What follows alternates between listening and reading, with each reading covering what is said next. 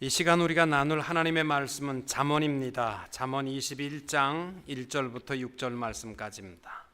왕의 마음이 여호와의 손에 있음이 마치 봇물과 같아서 그가 임의로 인도하시느니라.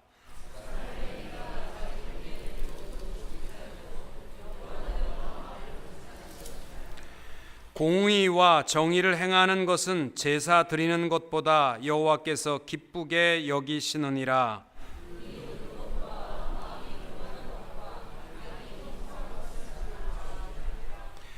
부지런한 자의 경영은 풍부함에 이를 것이나 조급한 자는 궁핍함에 이를 따름이니라. 속이는 말로 재물을 모이는 것은 죽음을 구하는 것이라. 곧 불려다니는 안개니라. 아멘. 잠언 21장에서 특별히 지혜자가 하는 말씀이 뭐냐면 하나님의 주권 속에 살아가는 자가 지혜자의 삶이다라는 것입니다. 특별히 1절의 표현은요, 왕이라 하면 이 땅 위의 모든 것을 소유한 사람을 의미합니다.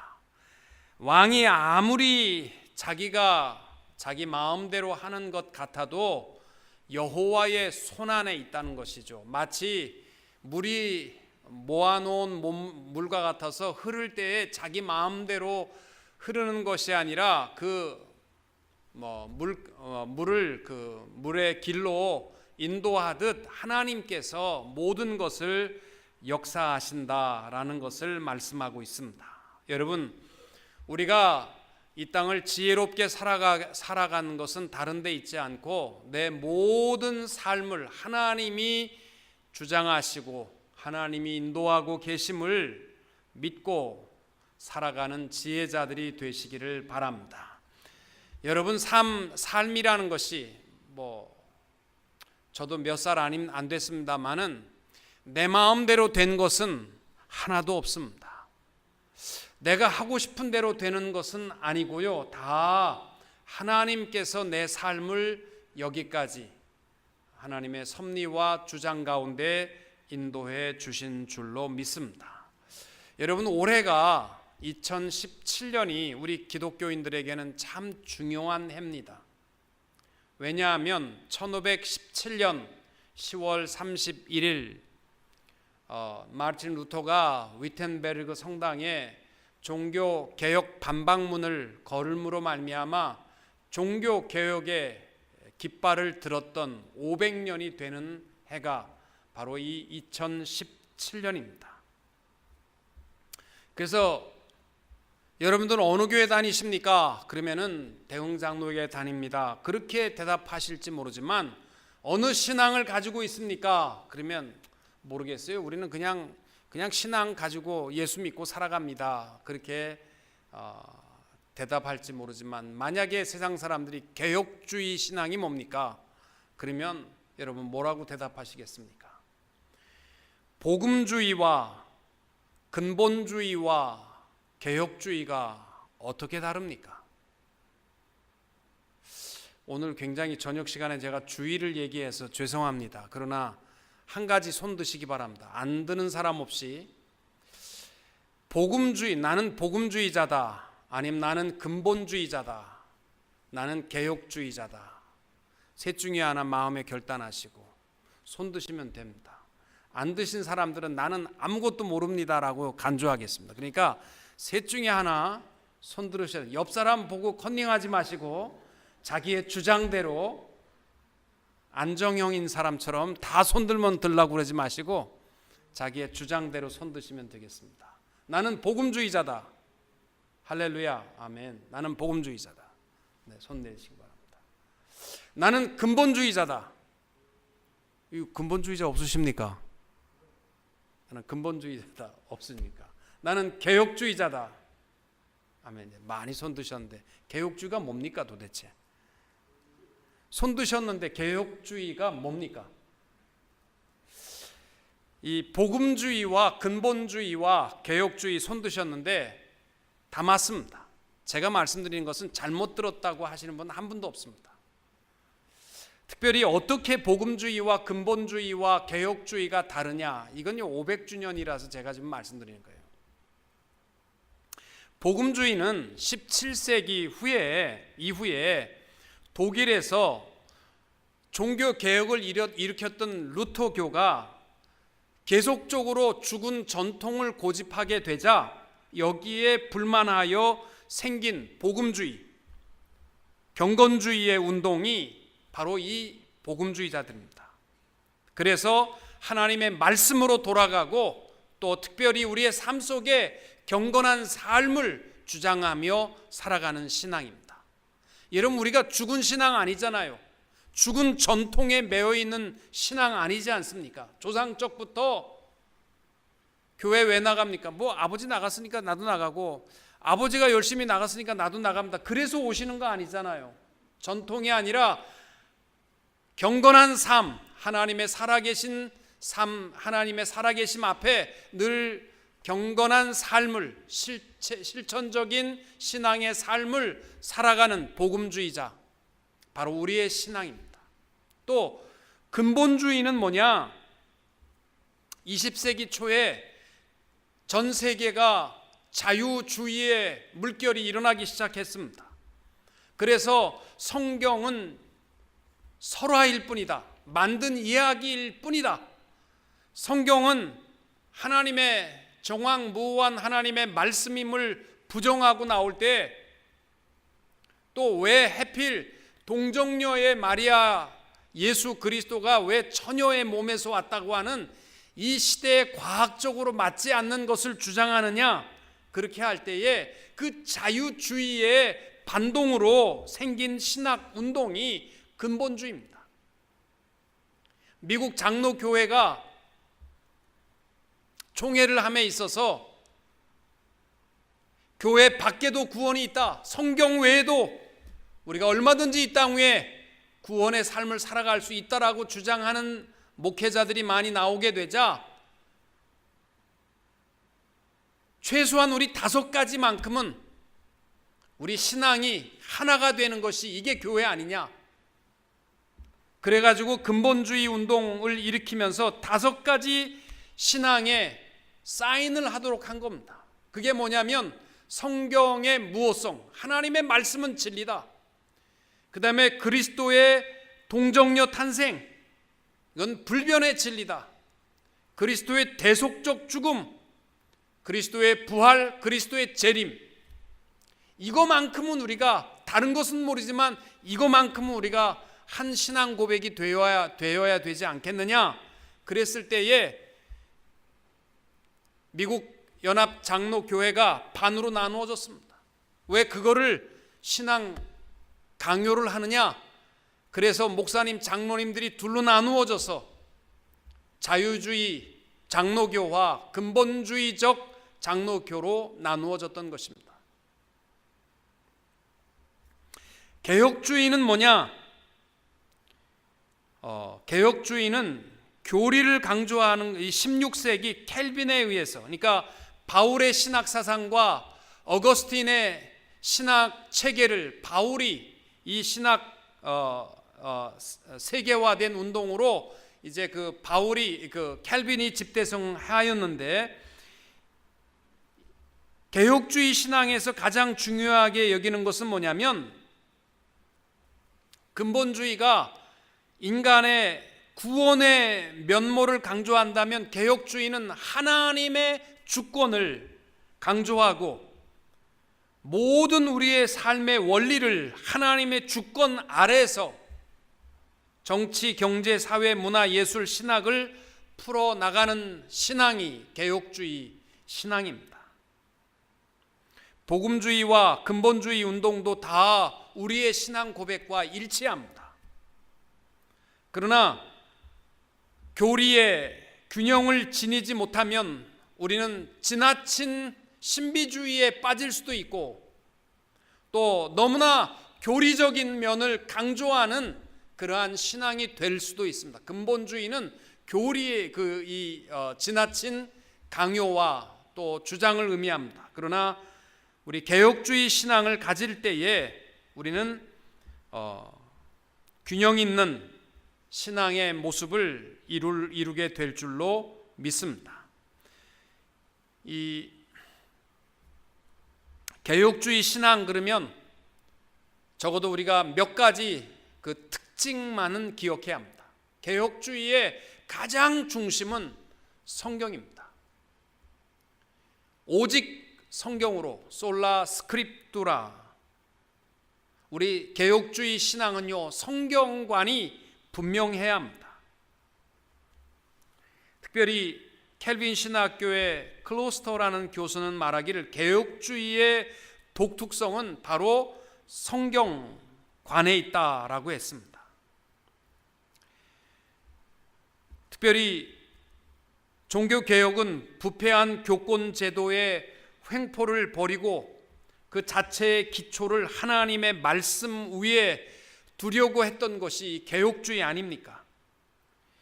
그 전에는, 종교개혁이 일어나기 전에는 하나님의 말씀을 교회의 권위 아래 두었습니다. 교회가 먼저 생겼고 하나님의 말씀이 생겼기 때문에 하나님의 말씀이 없이 교회는 존재해왔지만 교회 없이 하나님의 말씀은 존재할 수 없다. 그래가지고 교회의 권위를 성경의 권위보다 위에 두었었습니다. 그러나 개혁주의 신앙이라는 것은 다 소용없고 하나님의 말씀만이 절대적 권위임을 고백하는 신앙입니다.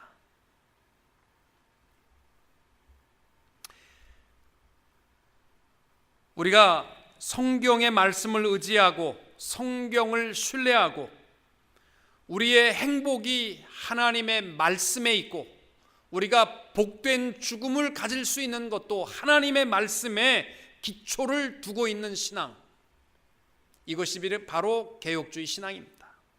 웨스트민스터 신앙 고백서에 보면 이렇게 말하고 있습니다. 하나님의 영광, 인간의 구원, 신앙, 그리고 생활에 필요한 하나님의 모든 계획은 성경에 분명하게 기록되어 있다. 하나님의 말씀의 권위에 분명하고도 확고한 확신을 가지고 있는 신앙이 개혁주의 신앙입니다. 그러면 하나님의 말씀, 성경이 하나님의 말씀이라는 사실을 어떻게 우리가 믿을 수 있느냐? 이론과 논리가 아니라 성령 하나님의 자증을 통하여, 성령 하나님의 역사를 통하여 우리는 하나님의 말씀의 권위를 인정한다라고 고백하는 신앙입니다. 왜 성경만이 유일한 권위냐? 이론적이거나 방법이 아니라 성령 하나님의 역사하심이 이를 자증하고 있음을 말씀하고 있습니다. 그래서 우리 개혁주의 신앙은 66권 신구약 성경이 하나님의 영감으로 기록된 책임을 믿습니다. 아멘이십니까? 적어도 아까 우리 개혁주의 신앙에 손을 많이 드셨는데 다른 것은 몰라도 이 신구약 성경 66권은 하나님의 영감으로 주신 말씀임을 믿으시기 바랍니다. 성경이 하나님의 영감으로 기록되어 있기 때문에 모든 신적 권위를 가지고 또 하나님의 말씀의 권위 앞에 우리는 순종할 수 있어야 할 것입니다. 우리는 성경 말씀 위에서 비평하는 일은 없습니다.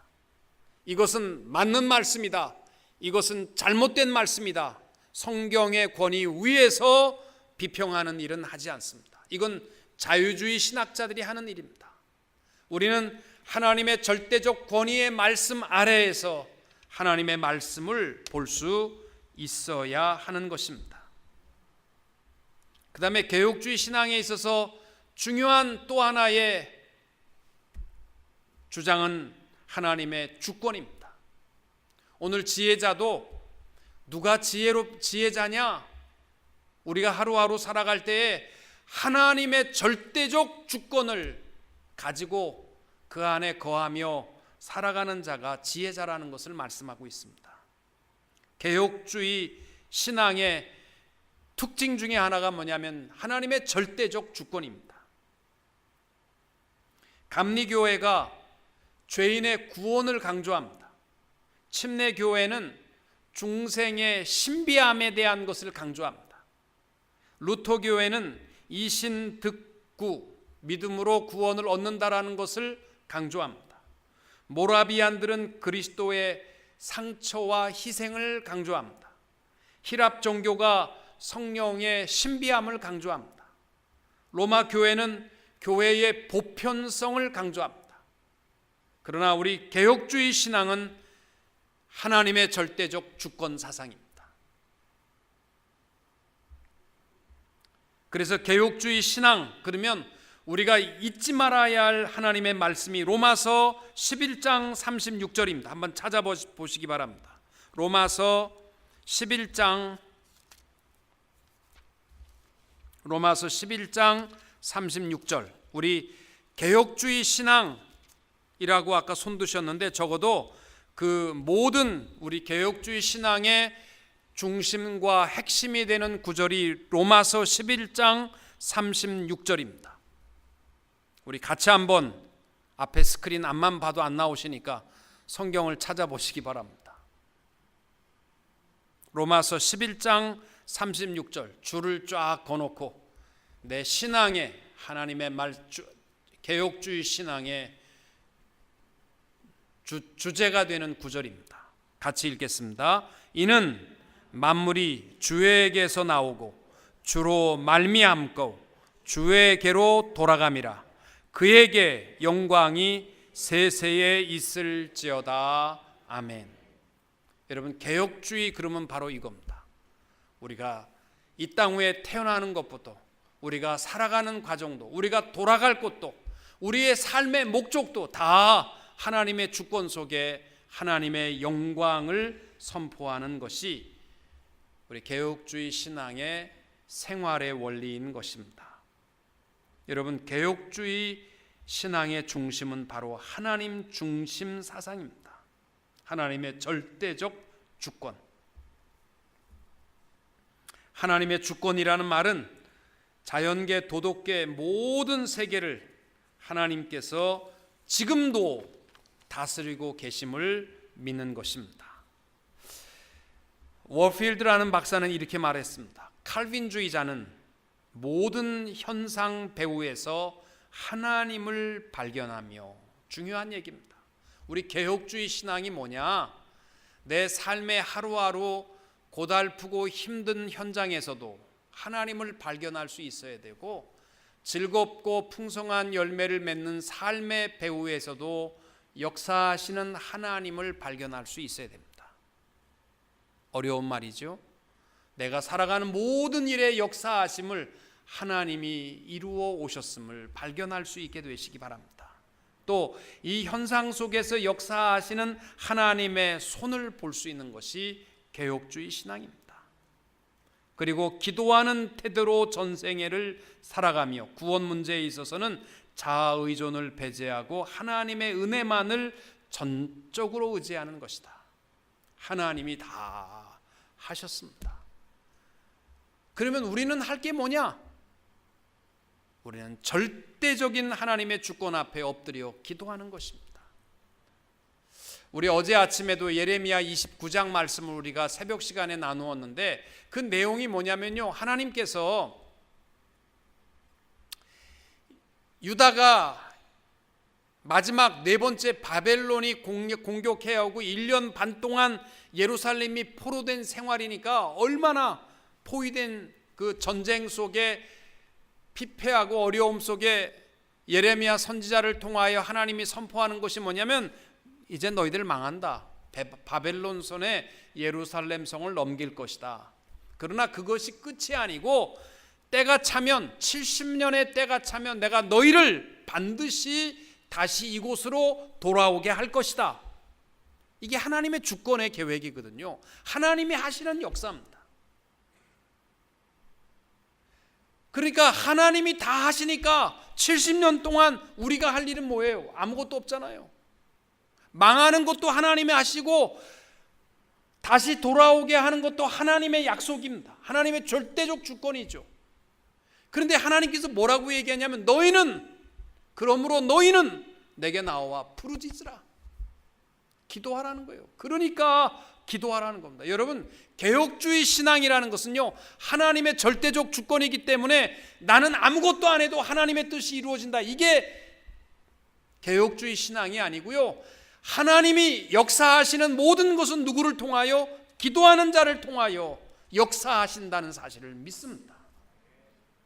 그래서 여러분, 항상 하나님의 주권 아래 살아가며 하나님이 다 하시니까 나는 팔짱 끼고 있는 것이 아니라 하나님의 뜻을 분별하고 하나님의 역사하심이 기도하는 것을 통하여 이루어져 감을 믿게 되시기 바랍니다.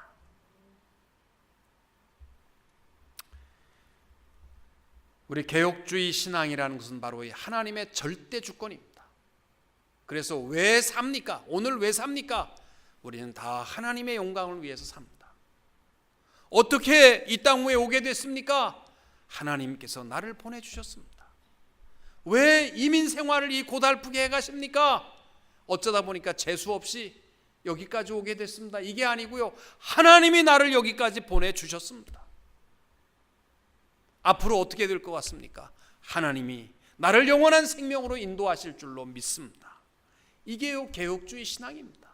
하나님의 역사죠. 그 다음에 개혁주의 신앙에 있어서 또 하나 중요한 것이 불가항력적 은혜입니다. 하나님의 주권, 그리고 또 하나 중요한 신념이 뭐냐면 하나님께서 하시는 일에 대해서 내가 거부할 권한이나 내가 저항할 수 있는 힘이 없다라는 것입니다. 그래서 켈빈주의 신앙의 5대 교리가 뭐예요? 인간의 전적인 부패, 무조건적인 선택, 제한적 속죄, 불가항력적 은혜, 그리고 성도의 견인. 하나님께서 택한 자는 반드시 구원의 완성과 영화의 단계에 설 수 있게 되는데 이것이 인간의 공로나 노력으로 되는 것이 아니라 전적으로 하나님의 은혜와 역사로 이루어지는 것이기 때문에 우리가 거부할 능력이 없다라는 것입니다. 여러분, 개혁주의 신앙은요, 인간은 전적으로 부패하였다라는 것에서부터 시작됩니다. 그렇기에 하나님을 기쁘시게 할 만한 영적인 선을 행할 수 있는 능력이 우리에게는 없습니다. 그래서 우리의 구원도 하나님의 절대적 주권이고 이루어 가시는 것도 하나님의 은혜이기 때문에 그 은혜에 대해서 우리가 거부할 수 있는 능력이 없다라는 것입니다. 어려운 말입니다만은 적어도 개혁주의 신앙 그러면요, 이 불가항력적 은혜에 대해서 오늘 죽어도 천국에 갈 수 있습니까? 그거야 모르죠. 내가 죽어봐야 알겠죠. 그거는 내가 하나님을 붙잡고 있다고 생각하기 때문입니다. 그러나 오늘 죽어도 저는 천국에 갈 줄로 믿습니다. 왜요? 내가 붙드는 것은 연약할지 모르지만 하나님이 나를 붙들고 계시기 때문에, 하나님은 놓지 않으시기 때문에 나는 영원한 생명에 이를 수 있습니다. 이것이 바로 개혁주의 신앙입니다. 또 개혁주의 신앙에 또 하나 중요한 것이 있다면 너무 많으니까 기억이 하기가 어려운가요? 첫째, 성경의 정확무한 하나님의 말씀이라는 것. 두 번째, 하나님의 주권, 절대적 주권. 그 다음에 하나님의 불가항력적 은혜. 그 다음에 마지막에는 말씀의 생활합니다.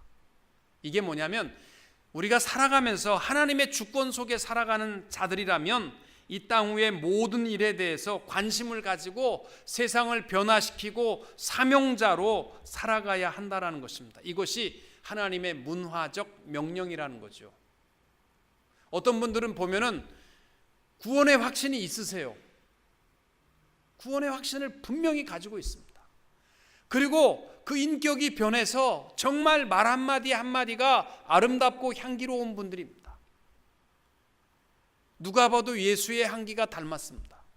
그런데 세상에서 아무 쓰잘데없는 사람이라면 밥만 먹고 아무 일도 안 하고 살아가는 존재라면 무가치하다는 겁니다. 켈빈주의, 개혁주의 신앙은 뭐냐면 어떻게 하면 놀고 먹을까, 이게 개혁주의 신앙이 아니라 어떻게 하면 하나님이 내게 건강 주셨으면, 물질 주셨으면 이걸 가지고 세상의 말씀의 생활화를 위해서 세상에 나가 하나님의 명령을 이루어 가야 한다는 것입니다. 그래서 이 말씀의 생활화의 기본이 되는 진리의 말씀이 창세기 1장 28절입니다. 하나님이 그들에게 복을 주시며 그들에게 이르시되 생육하고 번성하여 땅에 충만하라. 땅을 정복하라. 바다의 고기와 공중의 새와 땅에 움직이는 모든 생물을 다스리라. 이거 개혁주의 신앙의 생활화의 모습입니다. 여러분, 매일 세상에 나갈 때마다 사명감을 가지고 나가셔야 됩니다. 개혁주의 신앙은 이론이 아닙니다. 세상에 나갈 때마다 이 사명, 말씀의 생활화에 대한 사명을 가지고 나아갈 수 있는 성도님들이 되시기를 바랍니다. 다시 본문으로 돌아오면 이제 지혜자가 하는 말이 있습니다.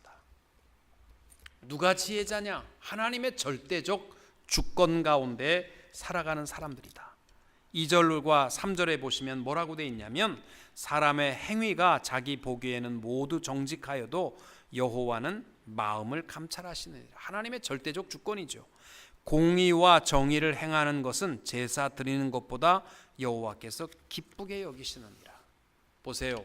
하나님께서 예배를 소홀히 여기시는 것 아닙니다. 하나님께서 예배는 불완전한 것이지만 예배만큼 기뻐하시는 것 없습니다. 왜? 하나님께서 우리를 택하신 이유도요, 예배를 드리게 하기 위하여, 희생을 드리게 하기 위하여 우리를 구별된 백성으로 삼아 주셨습니다. 하나님은 우리의 예배를 기뻐하시는 것 맞습니다. 그러나 예배보다 더 기뻐하는 하나님의 절대적 주권 속에 살아가는 자가 기억해야 할 것이 뭐냐면 공의와 정의를 행하는 것을 예배보다 더 기뻐하신다라는 사실입니다. 여러분, 예배 올 때에 많은 사람들이 기본 요소를 성경 찬송으로 생각하고 있습니다. 그래서 아무리 바쁘게 일터에 나갔다도요, 성경 찬송 들고 와야 예배자의 무슨 태도가 된 것 같고, 또 성경 찬송 없이 들어오려면 좀 미안한 마음이 들고, 일터에서 교회를 직접 오다 보니까 성경 찬송은 없는데 빈손으로 들어오는 걸 보면 또 옛날 어른들은 뭐 한마디씩 하잖아요. 집사가 이게 뭐 하는 짓이야? 교회 올 때 성경 찬송도 안 들고 교회 들어오나? 그렇게 얘기합니다. 어른들의 말씀이 잘못됐다는 것 아닙니다. 물론 소중합니다.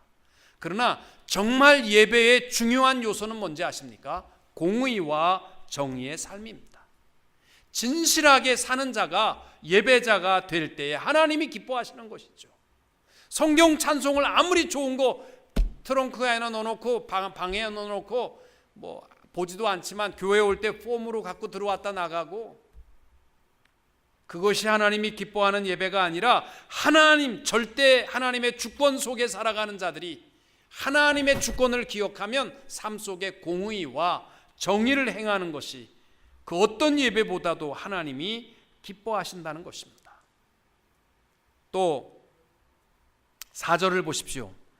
눈이 높은 것과 마음이 교만한 것과 악인이 형통한 것은 다 죄니라. 여러분, 눈 높다, 마음이 교만하다, 이 말은 다른 말로 하면 무슨 말이냐면 불평이 많다는 겁니다. 눈이 높으면요, 불평이 많습니다. 겨우 그 정도. 또 교만한 사람은요, 정죄하고 비난하고 불평하고 불만이 많습니다. 교만하다고 그래서요, 뭐 어깨 올라간 사람 없어요. 목이 이렇게 생겼다고 그래서 그걸 교만이라고 표현하지 않습니다. 교만의 가장 중요한 표현이 뭐냐면 불평불만이에요. 하나님의 주권을 기억하지 않고 내가 살아가는 거죠. 만족함이 있는 삶, 하나님의 절대적 주권 속에 아까도 제가 말씀드렸습니다마는 힘들어도 그 가운데 역사하시는 하나님의 손길을 발견할 수 있어야 되고, 형통함 속에서도 하나님의 역사하시는 손길을 발견할 수 있어야 할 줄로 믿습니다. 그렇다면 고난 속에서도 역사하시는 하나님을 볼 수 있다면 우리가 가져야 할 마음이 뭐냐면 만족입니다. 감사합니다. 여러분이 이민 생활 속에 만족하고 살아가는 것이 쉽지 않습니다. 저는 돈을 못 벌어봤습니다.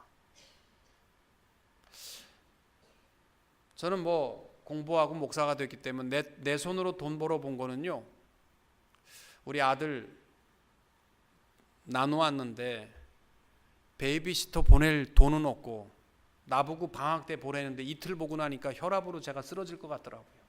애 보는 거요, 이거 정말 막 속이 뒤집어져요. 저는요, 애 뉘어놓고 조용히 공부 좀 할 줄 알았어. 그랬더니 이게 얼마나 나를 바도하게 만드는지 책 한 페이지를 못 읽었어요.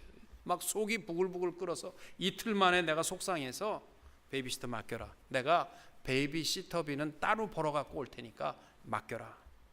그래서 제가 일터에 나가봤습니다. 방학 때 열심히 일하고 또 학교 다닐 때는 월요일 날 수업이 없기 때문에 월요일 날 가서 일했습니다. 그런데요, 정말 어렵더라고요. 별 사람이 다 있어. 정말 상식 이하의 짓을 하는 사람들이요, 저는 그때 처음 알았습니다. 세상에 돈 벌기가 그렇게 어려운 거구나. 그것도 정직하게 돈 버는 게 참 어렵습니다. 그래서 이민 생활의 평균이요, 사업은 8년마다 한 번씩 지겨워서 바꾼답니다. 그리고 집은 6년 살면 바꾼답니다. 평균. 그만큼 만족이라는 것이 쉽지 않죠. 어디 가도 불평이 많습니다. 그러나 우리는 하나님의 절대적 주권 가운데 살아가는 자들입니다. 모든 일을 합력하여 선을 이루어 가시는 하나님을 믿으시기 바랍니다. 그리고 절대적 주권 아래에서 늘 만족하십시다. 감사합시다. 오늘 아침 새벽에도 그런 얘기를 했어요. 오스트리아의 빅터 플랭클이 부부가 굉장히 사이가 안 좋아서 많이 싸웠답니다. 막 왜